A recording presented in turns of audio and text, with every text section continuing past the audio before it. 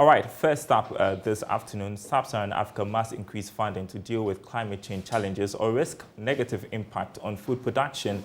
That's according to a new report released by the African Development Bank. Yes, more. President of the African Development Bank, Dr. Akinwumi Adesina, at the ongoing Africa Development Bank annual meetings, hinted that given the scale of resources needed to meet Africa's nationally determined contribution targets, estimated at about $145.5 billion a year until 2030, more concrete policy actions will be required to close Africa's annual climate financing gap. In view of the low climate finance resource flows to the continent, this year's African Economic Outlook also offers innovative perspectives on how African countries can successfully navigate the ongoing socio-economic challenges and rising geopolitical conflicts to avoid a triple crisis of sluggish economic recovery, increased energy deficits and inequality, and high climate vulnerabilities. It has rocked global commodity and financial markets yet again. The African Economic Outlook also focuses on the issue of climate change and the just energy transition, which form the theme of the annual meetings of the African Development Bank. The report shows that Africa needs a lot more financing to tackle climate change, but it came at it from a different perspective, or let me say, a new perspective. The global community has for many years been clamoring, and more recently at the COP26. The situation is likely to affect cost of living as energy and food crises persist on the continent. Meanwhile, countries in West and East Africa are projected to be the most affected, with the impact of the high warming scenario becoming progressively more severe.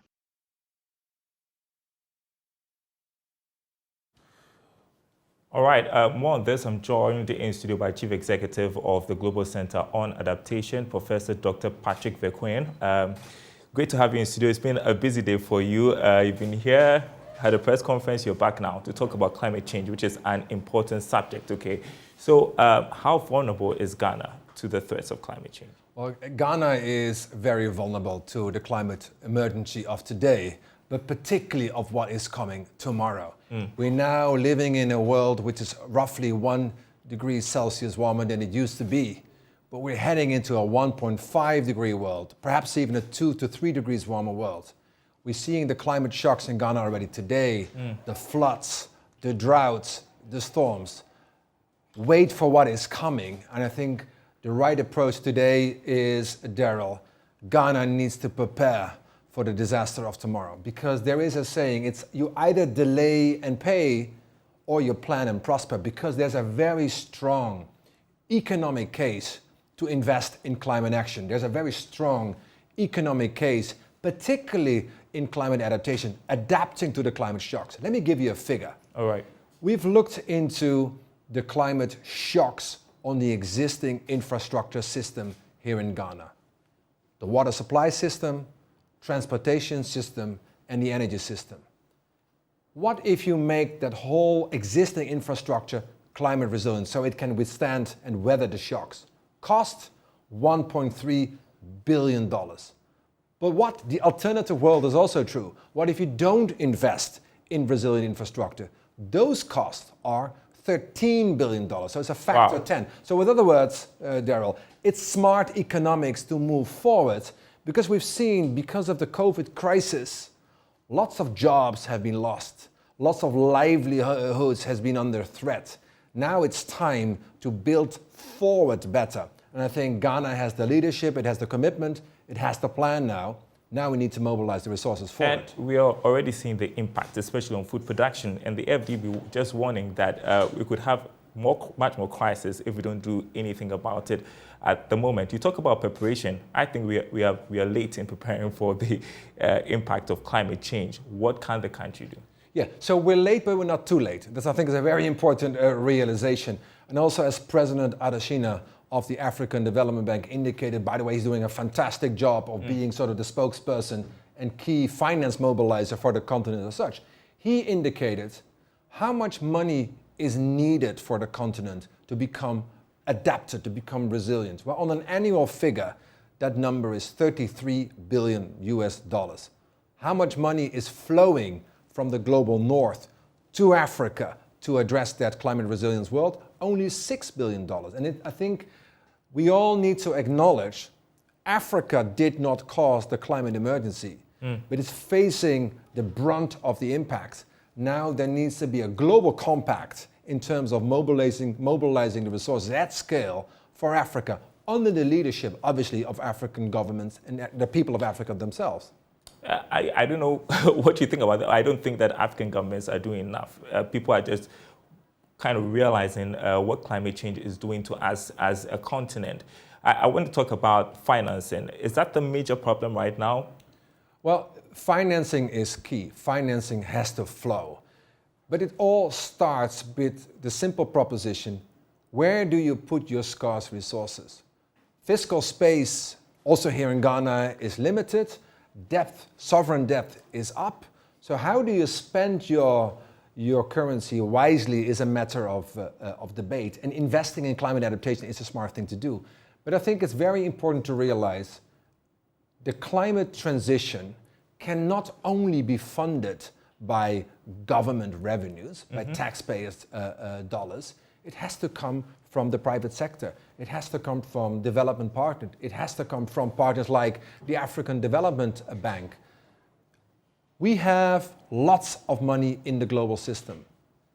As you indicated, I was here this morning, where I said, overnight, trillions of dollars were mobilized in the global north, in advanced economies, to address the COVID crisis. Those trillions of dollars were invested in those advanced economies. Overnight, billions of dollars have to be mobilized for climate adaptation, but that has to be spent in Africa as the most vulnerable and least, let's say, resilient continent. And the reality is this: these billions of dollars are there. There is the largest climate fund to date is the Green Climate Fund. $10 billion is there sitting on the bank account. African nations find it very difficult to access these resources. Why? The financial institutions here in Africa are not fit for purpose. They're not accredited to the Green Climate Fund. So if you're not accredited, you can't apply. Why? Do you know why they're not accredited? The thing is this: accreditation, and it sounds very mundane, getting accredited is complicated. The rules of the games are complicated. So that's why we as Global Center on Adaptation, we're the only international organization specifically on adaptation, we launched together with the African Development Bank and the African Union the so-called AAAP, Africa Adaptation Acceleration Program. What is it? $25 billion over 5 years, and one component of that plan is supporting African financial institutions to access existing resources. Right? I think it's very important that we all be not only creative, but that we're very determined to know where to access the resources, and that we're very innovative also in terms of happening here in Ghana. Ghana has, because of COVID, because of the fallout of Ukraine, again, which Ghana has nothing to do with, is mounted sovereign debt. Should it not be smart economics if that sovereign debt, which is international debt, would be restructured and de facto cancelled for investments in climate? So there is now this construct of debt for climate swaps. That debt is being cancelled, provided that governments, for that cancellation, invest in climate adaptation. And again, it's smart economics. It creates the jobs for the youth here in Ghana, and I think that's the way to go. Yeah, and I know right now there's also a push to get more young people to start businesses that are climate-oriented, that have the climate in mind. And so there are opportunities there for them too as well. Precisely. I mean, the jobs of the future are different than the jobs of yesterday. The jobs of the future are well paid for highly educated people who are really sort of commensurate of working with technology. We are supporting thousands of young enterprises to become fit for purpose for the 21st century. For example, companies who want to scale up drought-tolerant crops, we support. Companies who invest in nature-based solutions for infrastructure, we support. Companies who want to unblock drainage systems in cities because the floods are basically we support. So there is this system for support for young entrepreneurs. What they need to do is to bring the entrepreneurial spirit. They need to bring the boldness. But what we need to do as an international community, we need to support them with access to finance to scale up their ambition. All right, I'm told that we have to wrap it up, but let's talk about the impact in the future if we do not treat this urgently, if we do not treat this seriously, the threats of climate change. Well, that hypothetical for me is a reality which will not materialize. Why? Because there is no alternative than going through this resilient, climate resilient pathway. Because investing in climate is investing in development. Investing in climate is investing in jobs. Investing in climate is investing in prosperity. Is that not the bright future Africa deserves? Of course. Indeed. All right. All the best with your work here in Ghana. I don't know for how long you've been in Ghana, but we'll certainly be following your work here in Ghana, and we're hoping for the best. Thank you so much, Professor Dr. Patrick Vekoin. I appreciate your time with us.